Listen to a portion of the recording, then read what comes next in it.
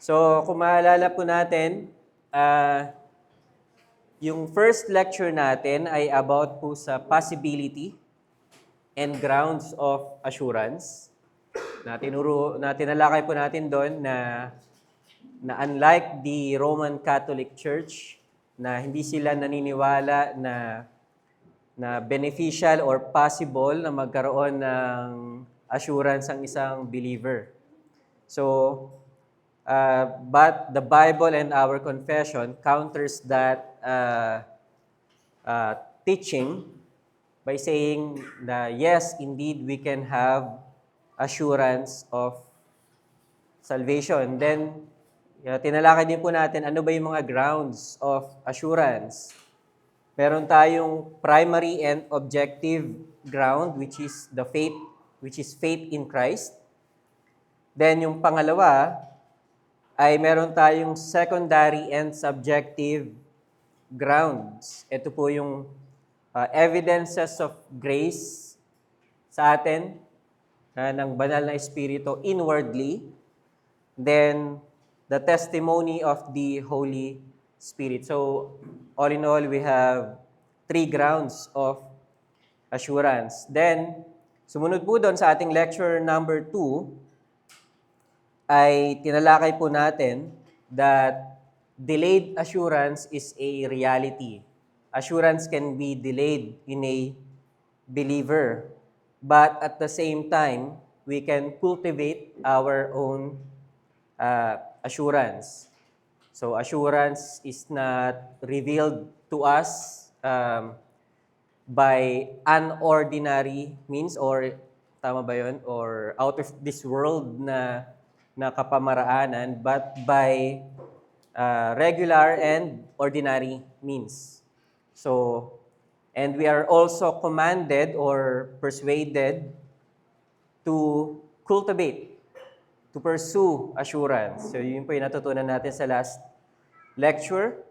Ngayon, ang atin pong pag-aaralan this lecture, ito na po yung last part, ay yung stability and security of assurance. So, saan ba ako magsusulat? Dito na lang. Ayan, stability and security of assurance. So, malalaman po natin that assurance can be inconsistent. The experience of assurance can be, may mga variety, depende sa circumstances. Yun po yung matututunan natin. But at the same time, we will learn that assurance is secured. So, ayan, matututunan natin yan ngayon. So, ang focus po natin dito sa lecture ay yung last paragraph ng ating confession. So, chapter 18, paragraph 4. So, kung pwede nyo pong ma-check yun sa inyong mga phones, mas maganda. And pasensya na, wala po akong ibibigay sa inyo na handouts. I believe matatalino naman po kayo. So, ayan. Pero hindi po talaga yun yung reason. Hindi lang po ako nakapag-prepare. So, let us start by asking the Lord in prayer. Ama naming Diyos na nasa langit, na nagbibigay sa amin ng kakayahan to understand your words. Lord, we ask po for knowledge and wisdom, for grace, Panginoon, na nabuksan ninyo yung aming mga puso't isipan sa aming pong mapapakinggan ngayong hapon. Lord, kung kami man ay may mga agam-agam sa aming katayuan sa inyong harapan bilang mga mananampalataya, Lord, we ask na sa pamamagitan po ng lecture na ito ay kami ay matulungan at magbigay po sa amin ng assurance, Panginoon, kung kami po ay nasa dry season, kung kami ay nasa doubting season, Panginoon. Lord, pagpalain niyo po ang lecture na ito at ako rin po ay pagpalain ninyo na maituro, Panginoon, ang inyong mga katotohanan through your Holy Spirit. Salamat, Lord. Ito po ang aming dalangin. In Jesus' mighty name we pray. Amen. So, sabi ko nga kanina, ang pag-aaralan po natin ay stability and security of assurance. So, dito po muna tayo sa first heading, which is the stability of assurance. Sinasabi po sa ating confession, paragraph 4 ng chapter 18, basahin ko lang po saglit. Sabi dito, true believers may have the assurance of their salvation, diverse ways, shaken, diminished, and intermitted. Sabi po dyan, ang mga tunay na mananampalataya, ang katiyakan ng kaligtasan ng mga tunay na mananampalataya ay maaari pong matinag, maaring humina o panandaliang mawala. Yun po yung first sentence sa paragraph 4. So, brethren, quick section lang to. Ang experience po sa ating assurance or yung assurance natin is not guaranteed na magiging positively consistent. It can be unstable at times. Yun po yung sinasabi sa atin sa confession. And kung maalala nyo po sa chapter 3 ng same chapter, ay pinapaalalahanan po tayo na i-cultivate natin yung ating assurance. Pero dito sa paragraph 4, we are introduced doon sa possibility. Yes, may possibility na maging pabago-bago ang experience po natin sa ating assurance. And worst, ay may possibility din na ito ay panandaliang mawala. That hindi ka talaga assured at all. So yun po yung tinuturo sa atin sa confession. But pansinin niyo po yung first two words doon sa first sentence natin. Ang nilagay doon ay true believers. True believers, yung pwedeng maka-experience ng ganitong inconsistent na assurance. So, if ever man, mga kapatid, if you are in this kind of season na nagpa-fluctuate ang iyong katiyakan sa kaligtasan, we must know, isettle natin sa ating mga pag-iisip, na yung na-experience mo ngayon na inconsistency sa assurance is within the experience of true believers.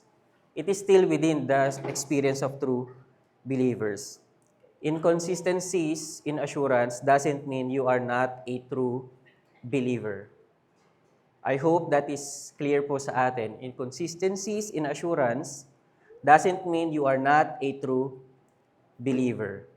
So, if you are doubting na kung ikaw ba talaga ay mananampalataya ngayon, kasi pabago-bago yung experiences mo sa assurance, no, that is normal. That is normal. That is within the experience na tinuturo sa atin ng confession. Of course, ito pong fluctuation na nangyayari is not arbitrary. Hindi ito out of nowhere. Ano po? It is not something na sasabihin natin na nawalan ako ng assurance so it just happens. Hindi po gano'n ang tinuturo sa atin ng confession at ng Biblia dahil nagbigay po ang ating confession ng dalawang reason for inconsistencies. Meron tayong dalawang reason kung bakit unstable ang assurance natin. Una, meron tayong inward reasons.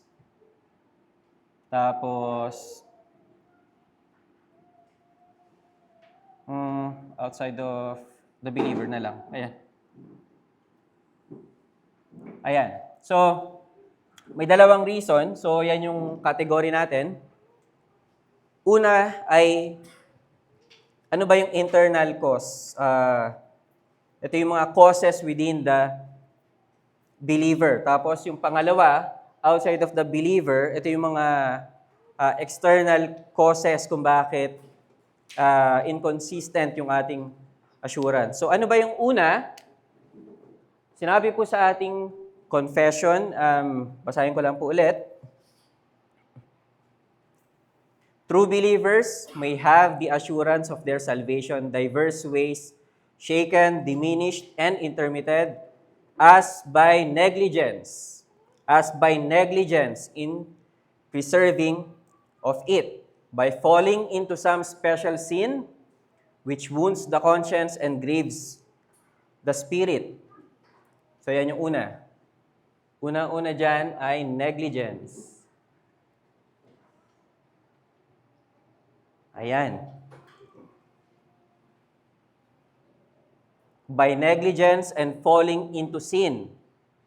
Sa ating pagpapabaya at yung paghulog natin sa kasalanan, nagsasuffer yung ating assurance. Okay? At nagigrieve natin ang banal na spirito. You're not pursuing assurance. You're not making effort to preserve that assurance. Tayo ay nagpapabaya. Ine-expose natin or we yield ourselves sa kung ano-anong temptations. Then, we keep on sinning sa mga kasalanan na kung saan nagiging kalyo, nagkakaroon na ng kalyo yung ating mga konsensya and nagigrieve natin ang banal na spirito. Those causes our assurance to suffer. So, brethren, ang point natin dito, careless living hinders assurance. Take note. Ulitin ko, careless living hinders assurance. Imagine sa isang garden, kung nakita na kayo ng garden, di ba?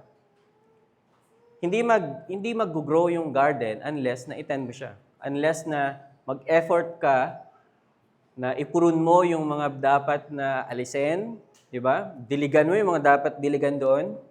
If you don't exert effort to make the garden grow and para ma-preserve siya, ang tutubo doon, weeds. At malalanta yung mga una mong itinanim doon. So brethren, if we are sinning, if we are not cultivating this assurance, if we are neglecting our duties, ito yung sinasabi sa atin, our assurance will suffer. You will experience doubts. Yun ang sinasabi sa atin sa confession. Then, to make this personal, this is not just a lecture, but I want this na talagang maging, bantawag dito, maging way para i-examine yung ating mga sarili. Si Joel Beakey, nagbigay po siya ng mga common pitfalls sa atin, mga mananampalataya. Una niya binigay, backsliding. So, hindi ko alam kung ano yung meaning nyo ng backsliding. Pero yung gradual decline natin sa spiritual walk, yun yung pinakaunang pitfall na ibinigay niya. Nag-uumpisa po yung backsliding according sa kanya sa kawalan ng interest and enjoyment sa secret prayer. Tapos, as a result din, ay nagkakaroon tayo ng decay. Nalalanta, nawawalan tayo ng interest pa sa ibang mga spiritual na bagay. Pag pinabayaan mo yung secret prayer, sinabi niya, yung private study mo and yung meditation of scriptures, napapabayaan mo rin, nawawalan ka ng interest doon. Yung pakikinig mo ng salita ng Diyos every Lord's Day also suffers. Then fellowship and love for believers affected din. Slowness to confess Christ. You are now a kapag nasa sitwasyon ka na kailangan mong i-confess si Christ or sabihin sa mga kasama mo that you are a true believer, na nawawala yung zeal na yon. Then yung passion for the lost, yan yung isa pang effect. Then coldness, yun yung sinasabi ni Joel Vicky. If we gradually decline sa ating spiritual walk, yan ang na-experience natin. So baka nagiging nagiging kampante tayo, na magiging consistent yung ating assurance, ang ating spiritual walk. No, mas madaling ang actually mag-decline kapag nagpapabaya tayo. Then another pitfall daw, sabi ni Joel Vicky, mas nag-i-increase yung attraction mo sa mundo. Maybe yung paningin mo na ngayon ay mas nakatuon na sa career or yung sa mga worldly entertainments, fashions or people, customs or places. Another pitfall is simple laziness, simpleng katamaran or slothfulness according sa Hebrews 6:12. Di ba? Ang sakit nun. Simpleng laziness. Then, promoting selfishness over service. Then, failing to embrace the God's fatherly and sovereign providence. You are fighting against God's providences. So, you're not being meek. Yun yung preaching sa atin ni Brother Jesse, that being meek is accepting kung ano man yung ibinigay sa atin ng Diyos sa time na ito. We are not complaining. So, if you start to complain, so that is a common pitfall. Then, tolerating unmortified and unrepented sins. Petty sins, big sins. If we tolerate that, asahan po natin na magsasuffer ang ating assurance. Then, using or watching entertainment that stains and hardens the heart. Yes, entertainment can harden our hearts. Kung before ay ayaw mo sa mga LGBTQ shows, but if you allow yourself na, sige, konti lang naman, titingnan ko kung anong klaseng palabas yung ini-air nila, then somehow, kung hindi ka careful, you are starting to parang, sige, hindi naman pala ganun ka-big deal yung LGBTQ people and yung ideology nila. So there's a hardening of the heart. Dati, yung mga bagay na hindi mo inaalaw, ngayon, parang nagiging okay na sa'yo. Then another one, common pitfall is yielding to temptation. Even simple temptation, if you give in, it results in patterns of disobedience. So, another one is embracing man-centered hopes. Embracing man-centered hopes. If nalalayo na ang iyong hope kay Christ and you are putting it into something else, asahan natin na yung assurance din natin ay magsasuffer. Then, actually, ito, hindi ko magets to kay Joel Vicky. Sinabi niya, denying the means of grace by abstaining the Lord's Supper. Denying the means of grace by abstaining the Lord's Supper. Hindi ko alam hindi ko naaral exactly itong reason na ito, but perhaps Pastor Joseph pwedeng magbigay ng explanation. Then, replacing true self-examination with false presumption. You're not examining yourself anymore. Lagi na lang presumptions. Diba? Baka nagiging cold ka na and every time na may magpipreach dito sa harapan and ina-exhort ka niya na i-examine mo ang iyong sarili kung ikaw ba ay tunay na nagsisisi at nananampalataya sa Panginoong Hesukristo,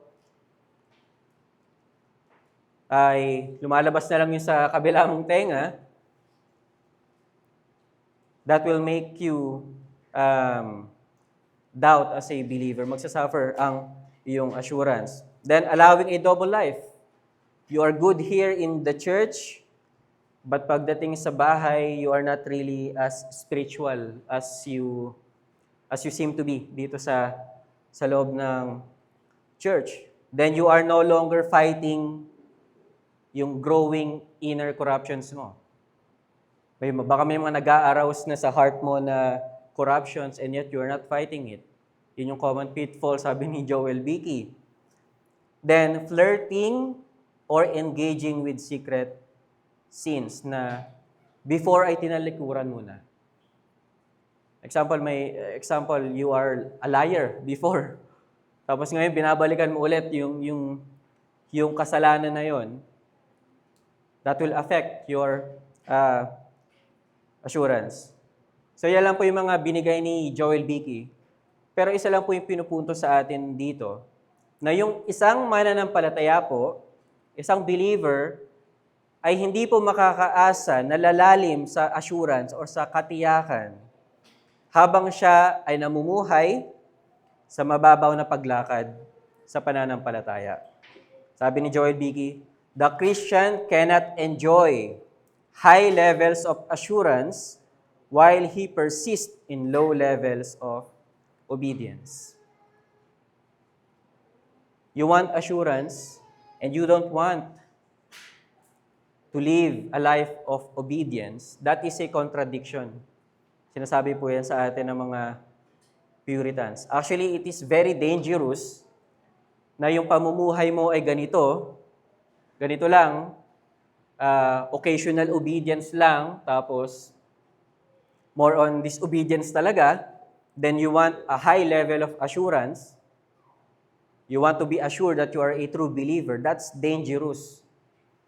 Kasi mangyayari, you are presuming na lang that you are a true believer. Pero in reality, nagpapabaya ka talaga.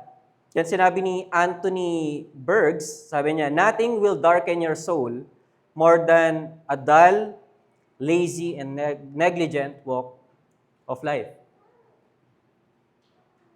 Disobedience will darken your soul. Laziness will darken your soul. Pagiging negligent will darken your soul. So, mga kapatid, if we are experiencing doubts or loss of assurance or fluctuation sa assurance, perhaps i-self-examine natin ating mga sarili. Maybe we are really walking in disobedience. Maybe there are areas of life sa atin na hindi natin isinusuko sa Panginoon. Because it is not enough na maging obedient tayo sa isang bagay, but on other parts ay nagpapabaya tayo. So, that's the first reason. Actually, this is the primary reason kung bakit yung assurance natin yung nagsasuffer. Ang fault talaga sa atin. Yun yung tinuturo sa atin ng confession. So, wala tayong dapat nasisihing iba. Need nating i-check kung tayo ba ay lumalakad sa obedience. Next is the Bible and our confession recognizes na hindi lang ito yung reason kung bakit nakaka-experience ang believer ng loss of assurance or fluctuations. Sinabi dyan, basahin ko lang po ulit yung confession. Di ba una, negligence. Ngayon ay sa pangalawa, by some sudden or vehement temptation, by God's withdrawing the light of His countenance, and suffering even such as fear Him, to walk in darkness and to have no light. So dito, dalawa po yung kinuha ko. Vehement temptation,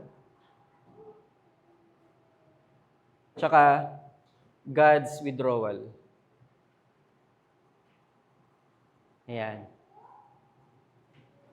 So, yan yung reasons outside of the believer. So ano pa yung ibig sabihin ng sudden? Actually, sudden and vehement temptation. Pag sinabi po kasi nating sudden, ito yung nasurpresa ka ba? Nasurpresa ka doon sa temptation na yun. Example, ikaw ay nasa iyong opisina, tapos yung boss mo ay pinipressure ka na pumirma dito sa document na ito at wala ka ng pagkakataon na i-compose ang iyong sarili. Yan, sudden temptations. Then, vehement means very intense na temptation. Very intense. Kung saan nararamdaman mo talaga that you are being pressured. Ayan, commercial. Ayan. So, mga example po tayo dito sa Bible ng mga ganitong klaseng temptations. Unang-una, ang example natin dyan, si Joseph. Alam niyo yung story ni Joseph and ni Potiphar's wife? Diba, nasa loob lang ng room si Joseph, then bigla pumasok yung asawa ni Potiphar, then tinempt niya si Joseph. Walang time si Joseph to compose himself. At bigla-bigla yung pangyayari na yon. But good thing is, ang nangyari, tumakbo si Joseph. That's one example dito. Then, another example, si Aaron.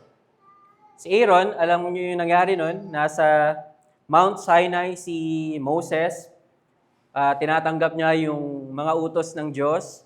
Then sabi ng mga Israelites, gawan mo kami, Aaron, ng Diyos-Diyosan dahil itong taong si Moses na ito, hindi namin alam kung ano nang nangyari sa kanya. Kasi ilang days na siyang nawawala, ilang days na siyang hindi bumababa.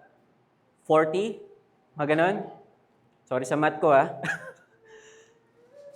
Pero, may kita natin yung explanation ni Aaron doon na he was pressured. He was pressured by the Israelites. So, another example yun dito, na-pressure siya ng mga Israelita to make the golden calf. Then, another example, yung temptation ng Lord natin, ng ating Lord Jesus Christ, by the devil. Imagine, you are fasting for 40 days, then tinempt ka ng devil to make bread out of stones. Actually, kung iisipin mo, wala namang masama doon sa pinapagawa niya na yon. But the mere fact that susunod siya doon sa kagustuhan ng devil, di ba? And instead na magtiwala doon sa timing at providence ng kanyang ama, that is still sin. And tayo pa nga lang, magutom lang tayo ng dalawang meals. Siguro yung iba sa atin, mainit na yung ulo, di ba? How about pa yung 40 days? So, iba yung temptation ng ating Panginoon. And iba yung temptation sa Kanya kasi once lang siya na magkasala, wala na, hindi na possible ang salvation. So, may risk talaga dito. Then, last is pag yung believer nasa life and death situation, dito siya papasok. May mga naririnig tayong story. Nakarinig ako ng story ng isang missionary sa, I think, UAE, na nahuli sila na mga against Christianity. Then may family siya, may trabaho siya lang yung inaasahan ng kanyang family. Then sinabi sa kanya, itakwil mo yung pananampalataya mo kay Kristo. Anong nangyari? He did. Tinakwil niya. Nirecant niya ang pananampalataya sa Panginoon. Because he was pressured. He was pressured dahil papatayin siya. So, this is part of that. Dito po. So, nire-recognize ng confession natin na possible yung mga ganitong temptation. And kapag nag-give in yung mga tao dito, possible talaga na mawala yung assurance nila or talagang mag-doubt sila if they are really a believer. Diba? Now, that's for the sudden and vehement temptation. Now, ito yung mas major dito. God's withdrawal. Actually, tinanong ito ni Ian before. So, dito natin siya madidiscuss. So, sinasabi po sa ating Bibles and confession na maaaring ding maging involved ang Diyos sa ating pagiging inconsistent ng ating assurance or pagkawala ng assurance. Kasi kung mababasa po natin ang Biblia, God sometimes hides His face. Nababasa niyo po ba yun sa scripture? Tinatago ng Diyos ang kanyang muka. Actually, di ba yan yung sa ating doxology tuwing hapon? Ano ba yung lyrics nun? Basta may part doon na lift His countenance upon you. Ayan. So, yun yung mukha ng Diyos. But as a clarification lamang po, God's withdrawal sa mga mananampalataya ay it can be both a response and it can be a mystery. Pwede itong reaksyon ng Diyos o response ng Diyos sa mananampalataya and pwede rin na this is according sa kanyang sariling kalooban. Una dyan, wini-withdraw ng Diyos ang kanyang mukha, ang kanyang presensya kapag nagkasala ang kanyang mga tao.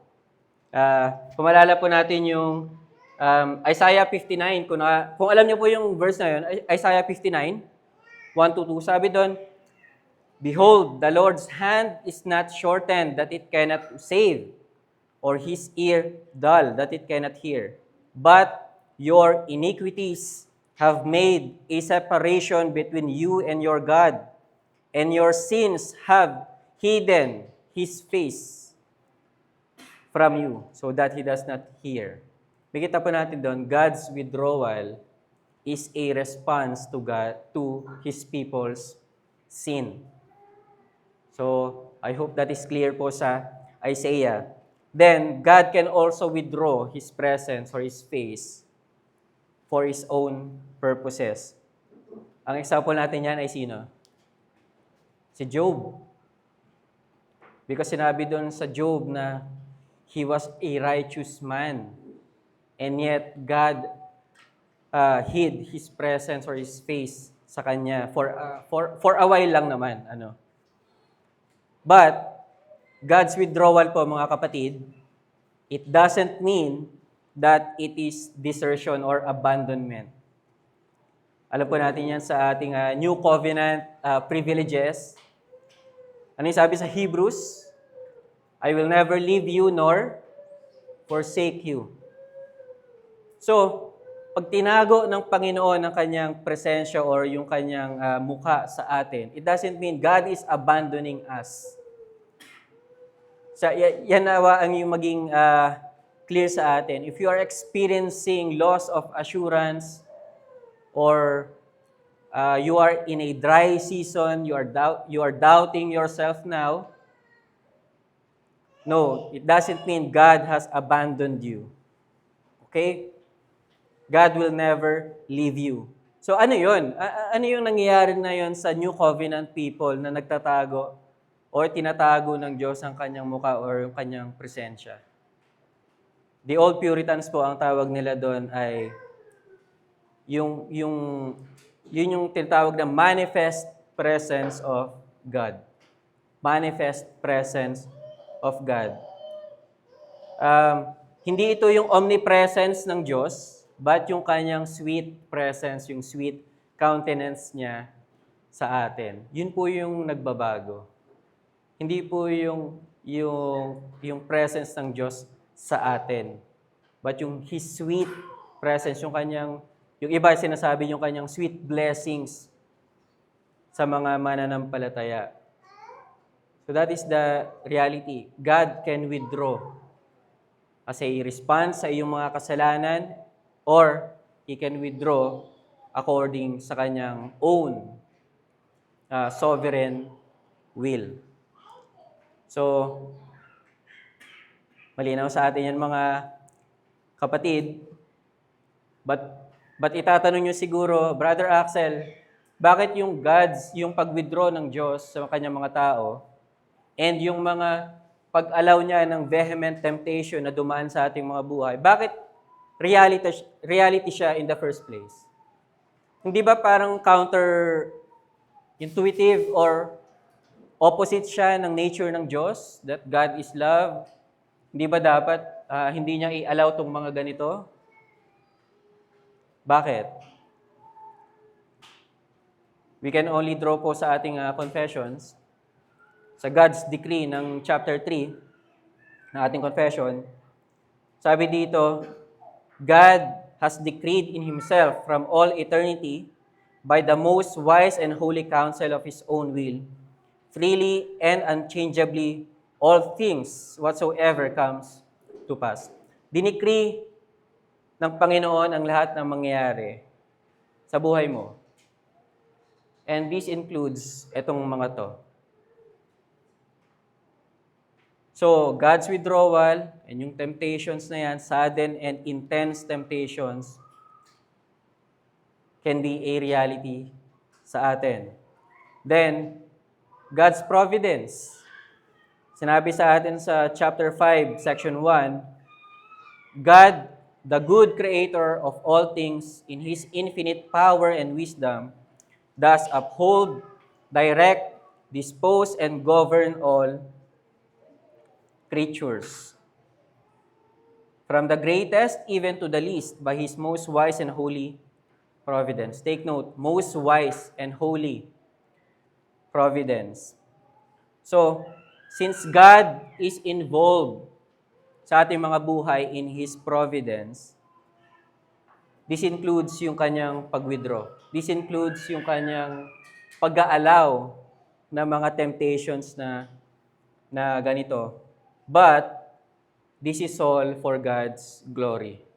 He allows these things, hindi yan arbitrary, hindi lang yan for some lesser reasons, but it is for God's glory and praise.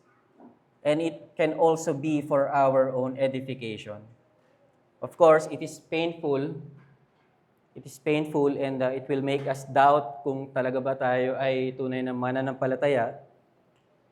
But no, it doesn't mean that you are not a true believer. Then, chapter 5, section 3. Sabi dito, God in His ordinary providence makes use of means, yet is free to work without, above, and against them at His pleasure. So God can work against His ordinary means. That is why, di ba, sabi ko nga kanina, parang very opposite ito kasi ng nature ni God. But this is allowed, or ito ay within the action or work of God sa atin to achieve yung kung ano man yung purpose na ninanais niya na mangyari. Then last, yung pwede kong maibigay na reason kung bakit reality yan, is yung reality ng sin sa believer. Believers can still sin. Nung naging mananampalataya tayong lahat, hindi tayo naging immune. Hindi tayo naging immune sa kasalanan. Hindi tayo naging immune sa temptation. So we can still fall dito sa category na ito. And as a result, i-withdraw ng Panginoon yung kanyang sweet presence sa atin. Now, siguro marami kayong mga tanong, bakit ginagawa ng Diyos yan? Di ba? Na parang mas mahihirapan pa yung kanyang mga tao. But let us not forget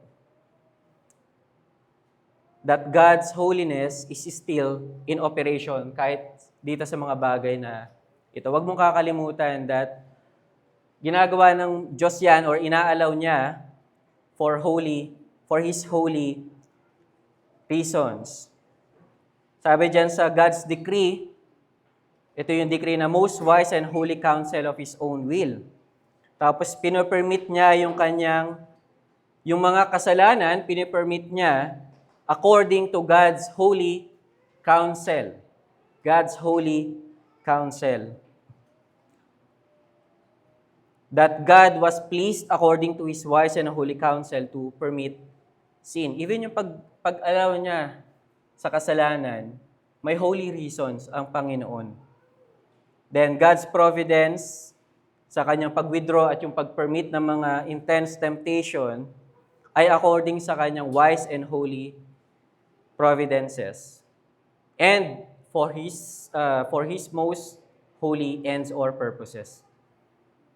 So He reasoned these things to happen because may intended holy purposes ang Diyos diyan.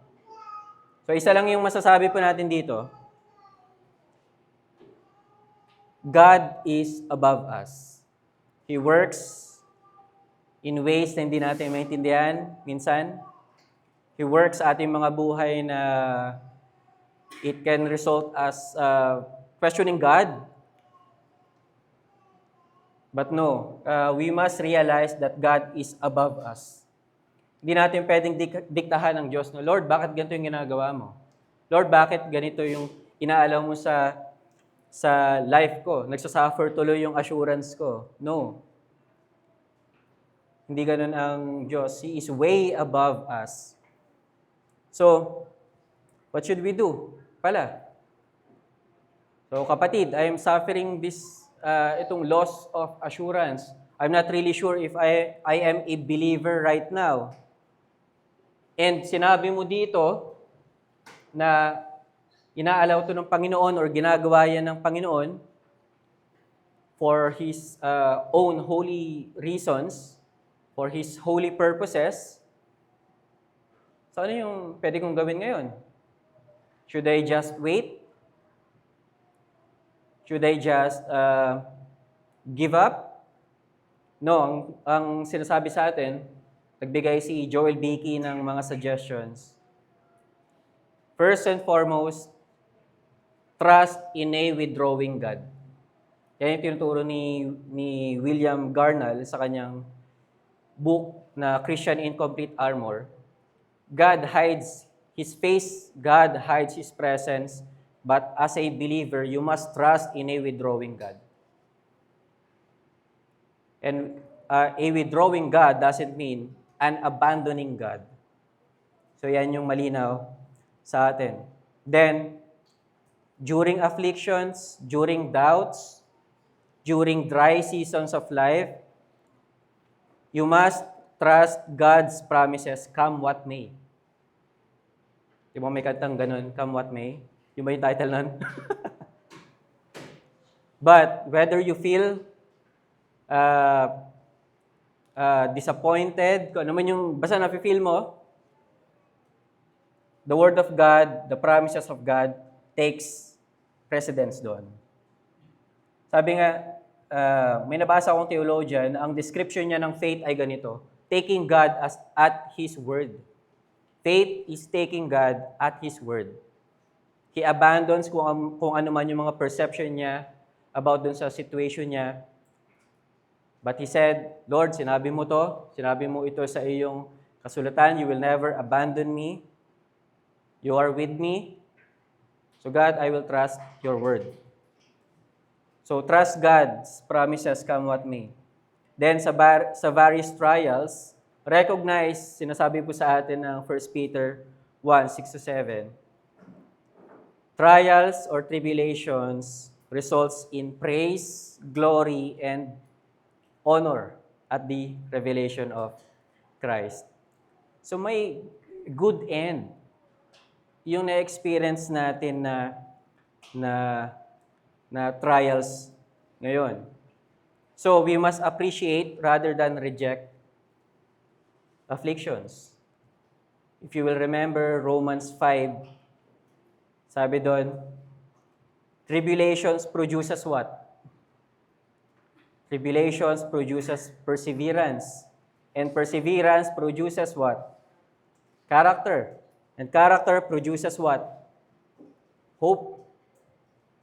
So trials right now ay magpo-produce ng hope.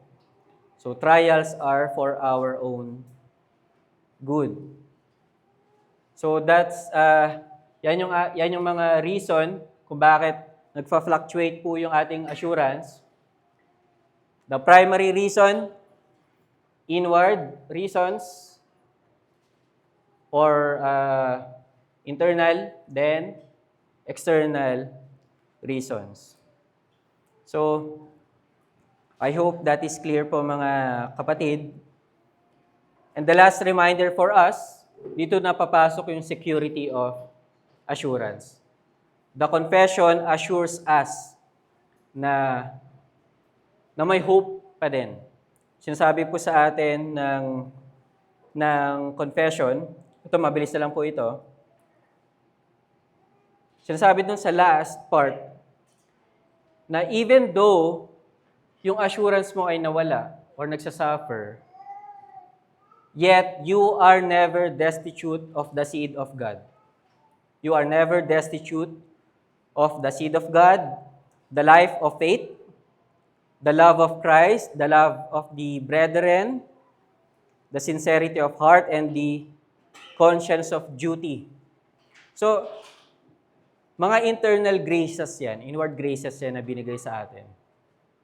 Yet, even though you lost your assurance, they remain.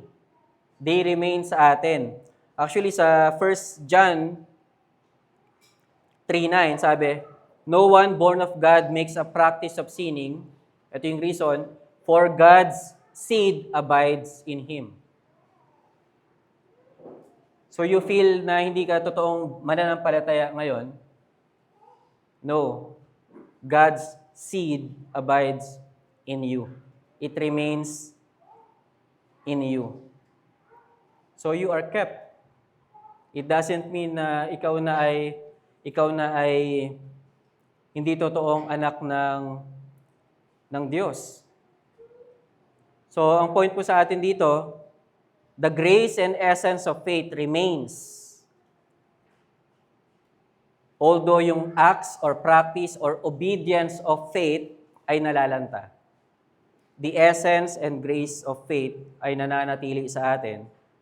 Although yung mga practice, yung acts, yung obedience ay wala. So yan yung tinuturo. So in other words, faith cannot die. Faith cannot die. Although sa paningin mo, sa perception mo, parang wala ka ng pananampalataya na feeling mo hindi ka talaga believer, if totoo ka talaga naging mananampalataya, God's seed remains in you. God's graces remains in you. So parang ano lang yan, ngayon maaraw, pero mamaya pag sobrang kulimlim na ng langit, you will not conclude na walang araw. Tama? Kasi anong nangyayari, yung perception mo o yung sight mo sa araw ay nahaharangan lang ng dark clouds. So same as sa faith. So therefore, it is somehow wrong for true believers, mga kapatid, na i-assess natin yung ating mga sarili during the dry season of our lives na as if nawalan tayo ng pananampalataya at kaligtasan. It is wrong. Okay? God's seed remains in us. It is possible lang na yung liveliness ng ating pananampalataya yung nawala. But yung pananampalataya, faith itself remains sa atin. So, then last, these inward graces na nananatili sa atin ay may another benefits. May another benefits. Sabi dito sa confession, these graces, itong mga remaining graces, preserves us from despair. These graces preserves you from utter despair.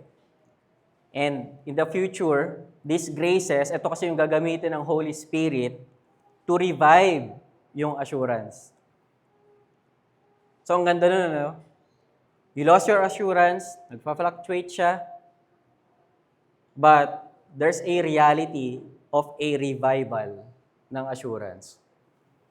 So, hindi ito parang na-assured ka ngayon, the next year, nag-fluctuate ang iyong assurance, tinago ng Diyos ang kanyang sweet presence sa iyo, you doubted yourself if you are a true believer.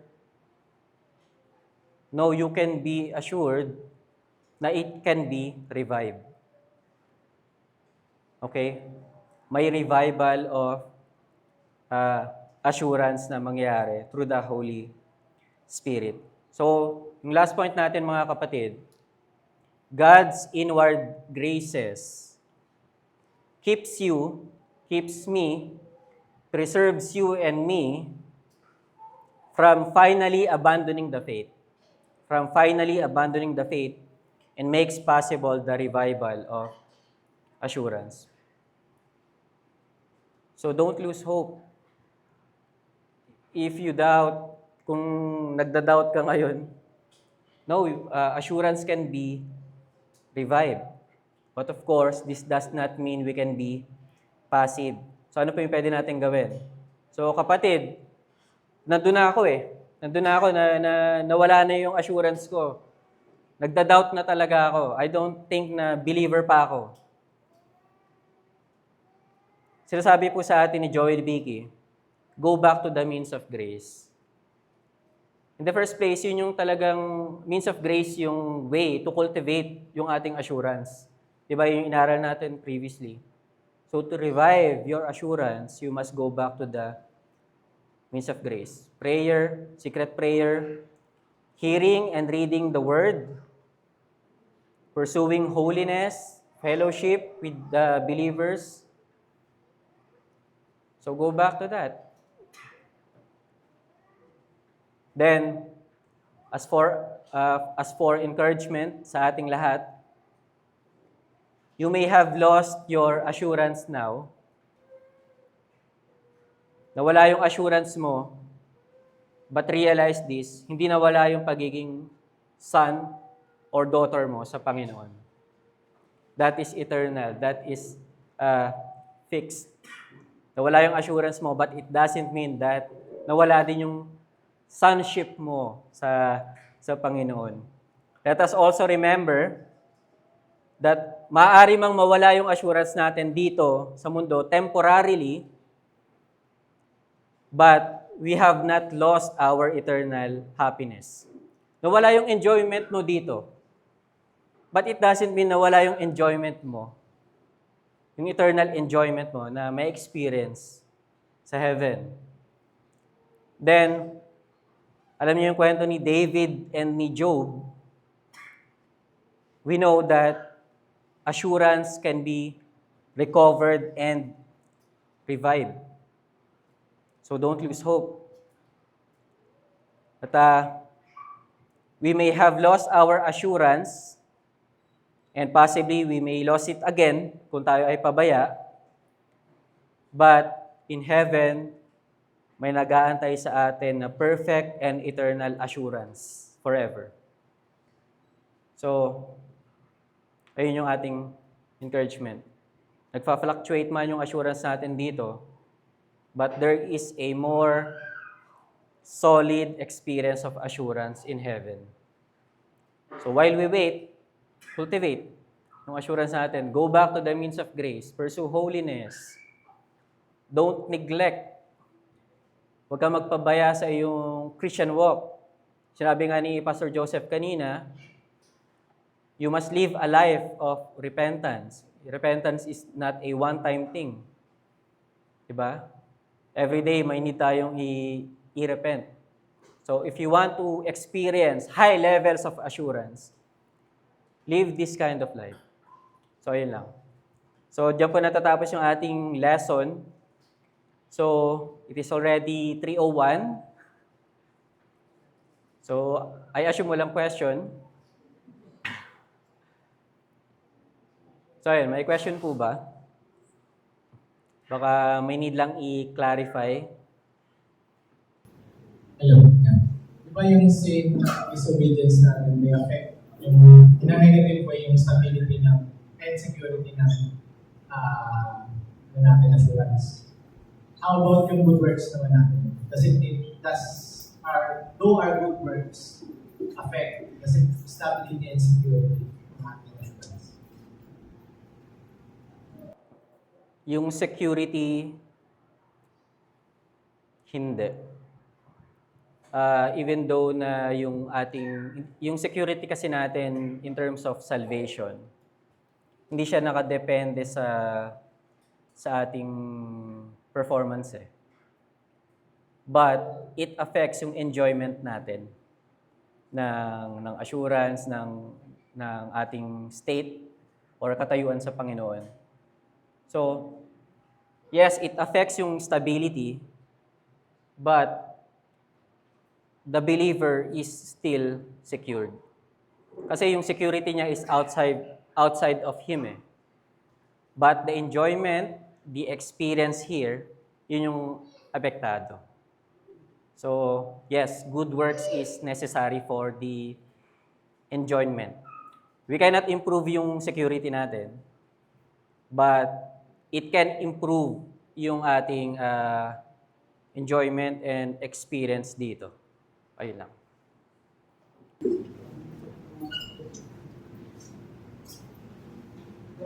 Thank you.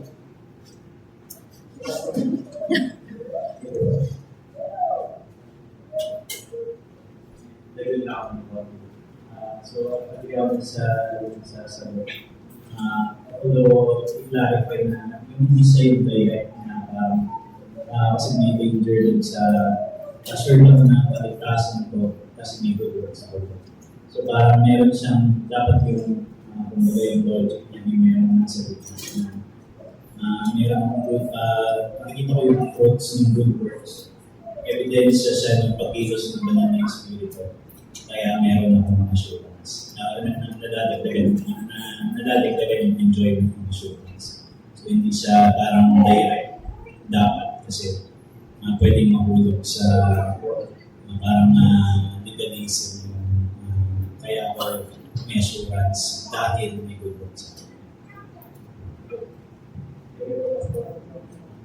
Basic lang ba eh.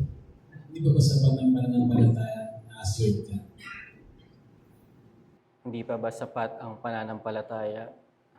Assured ka?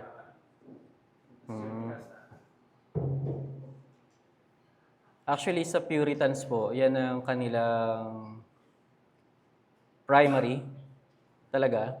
Na even though na sa secondary and subjective evidences ay medyo palpak,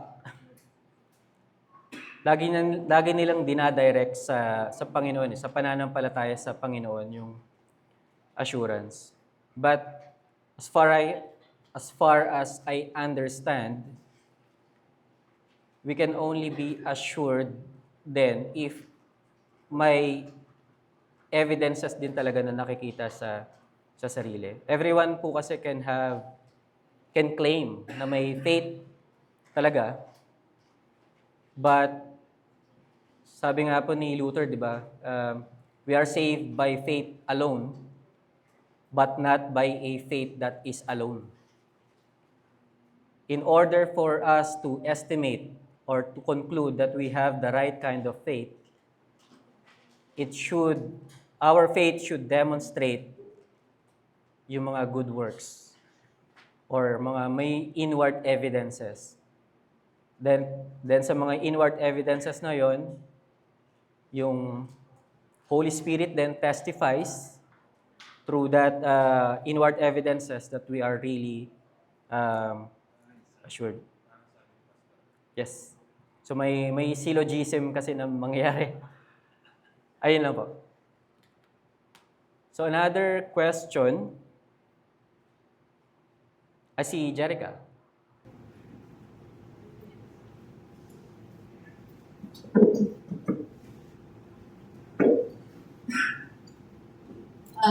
Thank you po for the access sa topic. Nag-research ako kasi, so hindi sa akin. pwede bang makita yung na-state niyo na inward, outward, that's signs or signs ng or sabi ni Joel Dickey na pitfalls of winning assurance or even yung outside of the believer. Kasi naalala ko lang yung sa catechism na since ano siya, hindi naman niya tinatamaan yung justification and natin, sanctification. And yun yung mismong foundation natin na assured na in Christ. Assurance na, I mean, it's more of yung ano natin, paano natin ma-regard yung our own salvation na habang nandito tayo in our relationship with Christ. So, yung sa catechism na to enjoy our kaya tayo nandito sa Christ to glorify God and enjoy Him forever. So yung second part na yun, yung parang mas tatabaan assurance. Not necessarily yung standing natin before God. So, pwede ba siyang makita na as litmus test in terms of kung kasi ang ganda po yung mga enumerate dun sa sinabi ni John Bucky, actually ano siya. So, very relatable niya. Pwede mo siyang makita as litmus test na in terms of paano ba tayo, how are we in our walk with Christ? Yun yung unang question.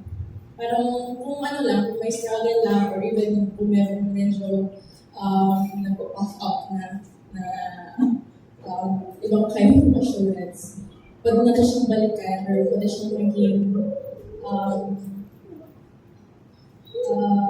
basis natin na reasoning, or pwede natin tignan kung nagsistruggle ba ako sa temptation, sa mga sa world, or sa sa secret prayer, parang gano'n. Litmus test pa siya. And yung second is, pwede ba siya rin makita as checklist na parang pwede bang may inward din na sign na present sa isang season at the same time yung outside din na both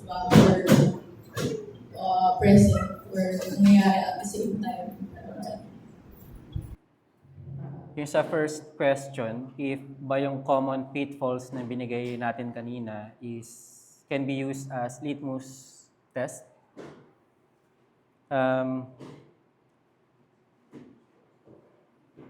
Litmus test na if tayo ay, ano yung question mo?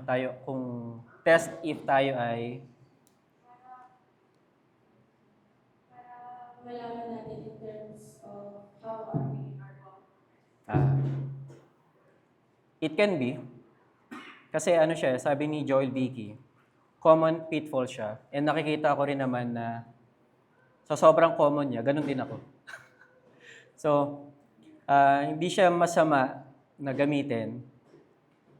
But, of course, hindi natin siya gagamitin for us to quickly jump sa conclusion na tayo ay hindi mananampalataya. And I don't think na yung every believer ay masasabi na he passed every kind of test. May mga lapses tayo, di ba? Kung siguro ikaw ay matatag ka sa ganitong part ng life mo, siguro yung iba doon nagsa-struggle, pwedeng ganun. But maganda yung litmus test na yon.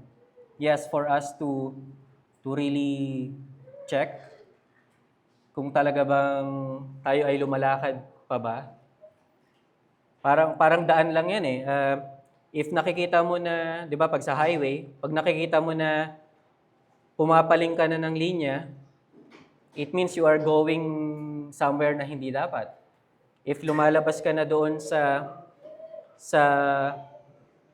road, nandun ka na sa damuhan, it means na ano ka na. Somehow yung direction mo is papunta na sa iba.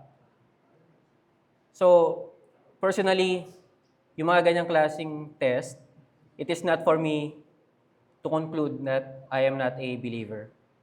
But for me to really examine, kasi hindi ko masasabi na talagang perfectly lumalakad ako, baka mamaya lumilis na pala akong daan. Sabi nga ni David sa kanyang prayer,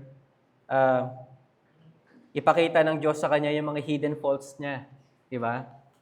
So, it is a guide para sa akin. It is a guide to self-examine and to reorient yung walk natin. Then sa pangalawa, kung pwede bang malaman, tama ba? Kung pwede bang... Sige. Memory para sa system. Parang may possibility ba na present yung inward sa outside? Na may negligence but at the same time, may outside of the believer who captured in one of the emotions. Both present. I think yes. Una, ito yung reason ko, no. Kung pabaya ka dito, mas prone ka dito. Example, nagpapabaya ka sa secret prayer, sa prayer. So you are not ready kapag may dumating na sudden temptations. And at the same time, kung nagpapabaya ka nga talaga dito, it can be that God will withdraw His presence sa'yo. So, hindi ko alam kung may nakaka-experience dito na talagang perfect siya dito. Wala talaga siyang neglect na nagagawa and yet nakaka-experience ng ganito. Hindi ko alam. But commonly talaga, magkakarugtong. Nag-uumpisa yan sa neglect. Pag may neglect, mas prone ka dito sa sudden or intense temptation because you are not spiritually prepared. Then as a result, ito. So at least that is personal kong sagot yan. And ayun lang. Nasagot naman. Parang nagtatransect din more sa discipline nila.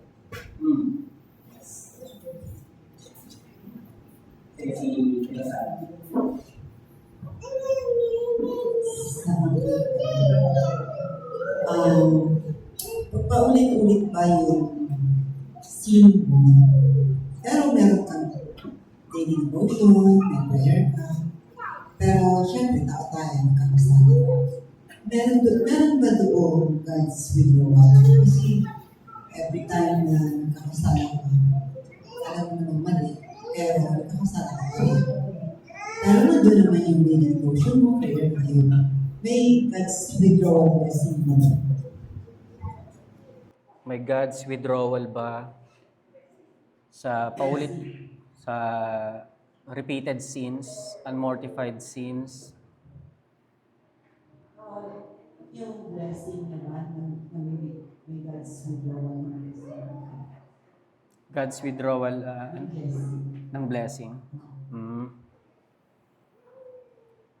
Nag-iisip po ako ng verse about John.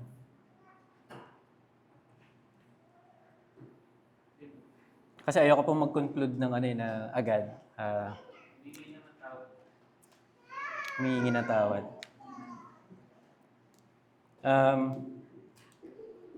Sa repeated sins po kasi talaga, tapos sa ibang area ay okay naman, nakakapag-devotion.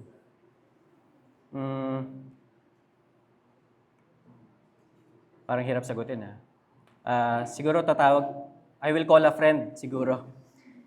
Yung friend natin dito sa church, si Pastor.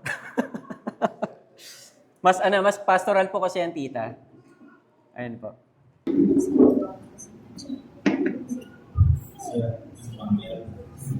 Mahirap po ba? May dalawang verse ako nasa in mind. Kasi siguro yung unang tanong doon sa posible ba na yung isang Kristiyano ay yung kasalanan niya ay paulit-ulit. So meron sa Hebrews chapter 12 yung sinabi na that as if lay aside every sin that so easily entangles. So meron yung ang tawag po ng mga Puritans ay besetting sins. Ibig sabihin yun yung particularly prone na temptation tayo. Kaya doon tayo madaling mahulog. Ibig sabihin hindi nakahulugan na hindi tayo Kristiyano. Ibig sabihin lang na mayroong kasalanan na mas nauulit natin dahil mas madali tayo mahulog doon. Yung isa pang passage ay yung interesting din yung Matthew 18, di ba yung sinabi doon na meron kasing komando na pag nagkasala sa iyo yung kapatid mo, lapitan mo siya, tapos pag nagsisi siya, pagkawarin mo, tapos tinanong ni Peter kung ilang beses yung nangyayari. Sabi niya, 70 times 7. So, ibig sabihin,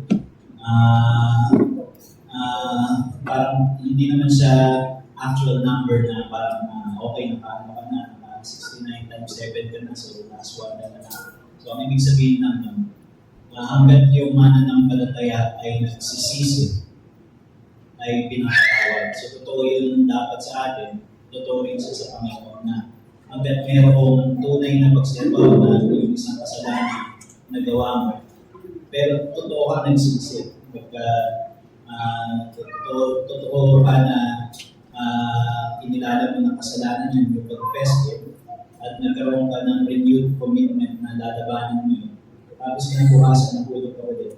Tapos nagsisigaw ulit. So, pwede siyang mangyari. Basta hanggang totoo yung pagsisisi. So, ang delikado yung kapag tayo hindi na nagsisisi. So, kung inuhulog, pero hindi na siya talaga nilalabanan. So I think yun parang doon na sagot yun doon sa una na posible siya sa isang tunay na mananampalataya to have a besetting sin.